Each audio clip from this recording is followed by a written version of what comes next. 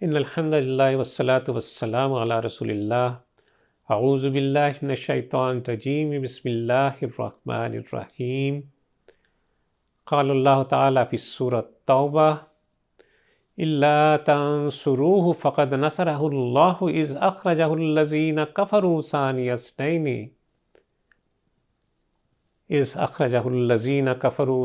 اثنین اذ ہما فی الغار اذ یقول لصاحبہ لا تحزن ان اللہ معنا فانزل اللہ سکینتہ علیہ وأیدہ بجنود لم تروہا وجعل کلمۃ الذین کفروا السفلی وکلمۃ اللہ ہی العلیٰ واللہ عزیز حکیم۔ تم نے اگر نبی کی مدد نہ کی تو کچھ پرواہ نہیں، اللہ اس کی مدد اس وقت کر چکا ہے جب کافروں نے اسے نکال دیا تھا، جب وہ صرف دو میں کا دوسرا تھا، جب وہ دونوں غار میں تھے، جب وہ اپنے ساتھی سے کہہ رہا تھا کہ غم نہ کر، اللہ ہمارے ساتھ ہے۔ اس وقت اللہ نے اس پر اپنی طرف سے سکون قلب نازل کیا اور اس کی مدد ایسے لشکروں سے کی جو تم کو نظر نہ آتے تھے، اور اللہ نے کافروں کا بول نیچا کر دیا۔ اور اللہ کا بول تو اونچا ہی ہے، اللہ زبردست اور دانا و بینا ہے۔ غزوہ تبوک کے موقع پر سخت گرمی، سفر کی طوالت، کھجور کی تیار فصل، ان سب کے باعث بعض اہل مدینہ نکلنے میں متعمل تھے۔ اس پر اللہ عز و جل نے رسول اللہ صلی اللہ علیہ وسلم کی ہجرت مدینہ کا ذکر فرما کر لوگوں کو تنبیہ فرمائی کہ اگر تم نبی کی مدد میں کوتاہی کرو گے تو جان لو اللہ تمہاری مدد کا محتاج نہیں ہے۔ نبی صلی اللہ علیہ وسلم کا کامیاب ہونا تم پر موقوف نہیں ہے۔ اللہ نے اپنے نبی صلی اللہ علیہ وسلم کی اس وقت مدد فرمائی جب وہ اپنے ساتھی کے ہمراہ کافروں کے نرغہ میں غار ثور میں تھے۔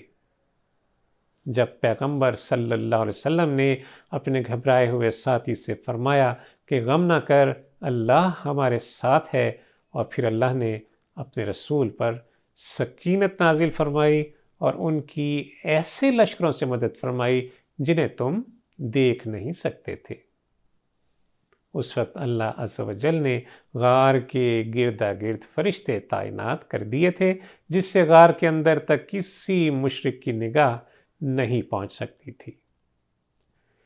نبی صلی اللہ علیہ وسلم 3 روز غار میں قیام فرما کر بعافیت مدینہ منورہ پہنچ گئے۔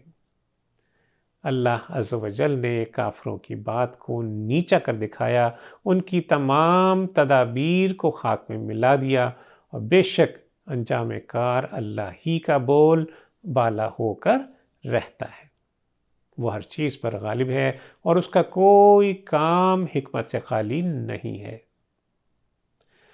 اس آیت مبارکہ میں یہ بتایا گیا ہے کہ اللہ عز و جل زبردست بھی ہے اور دانا بھی، وہ کمال قدرت کا مالک بھی ہے اور حکیم بھی۔ رسول اللہ صلی اللہ علیہ وسلم جس اعلیٰ کلمات اللہ کے لیے اٹھے ہیں، اگر اس کام میں تم لوگوں نے ان کا ساتھ نہ دیا تو یہ نہ سمجھو کہ اللہ کا یہ کام رک جائے گا۔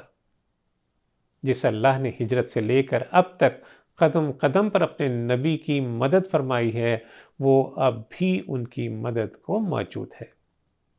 ہاں، اگر تم نے سستی دکھائی تو تم بہت بڑی سعادت سے محروم ہو جاؤ گے۔ بس نبی صلی اللہ علیہ وسلم کے ساتھ جہاد میں شریک ہو جاؤ اور اس دین کا کلمہ بلند کرنے میں ان کا ساتھ دو۔ غلبہ دین میں اس کی مدد کرو، اللہ کا دین تو غالب ہو کر ہی رہے گا، بس اپنے آپ کو اس سعادت سے محروم نہ کرو۔ آج ہمیں یہ بات اچھی طرح سمجھ لینی چاہیے کہ یہ دین اللہ کا دین ہے، اس رب کا دین جو قادر مطلق ہے۔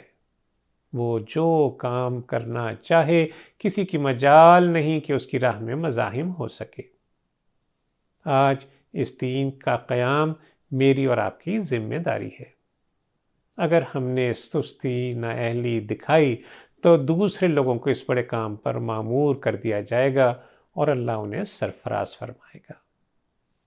اللہ عز و جل سے دعا ہے کہ وہ ہمیں اعلیٰ کلمت اللہ کی سربلندی میں مدد فرمائے، ہمیں ہماری دینی ذمہ داریوں کا بہترین فہم عطا فرمائے، اس دین کے نفاذ کی کوششوں میں ہمارا بھی حصہ لکھ دے اور قیامت کے دن اسے ہماری بخشش کا سامان بنا دے۔ وصلی اللہ تعالی علی خیر خلقہ محمد وعلی آلہ وصحبہ وسلم۔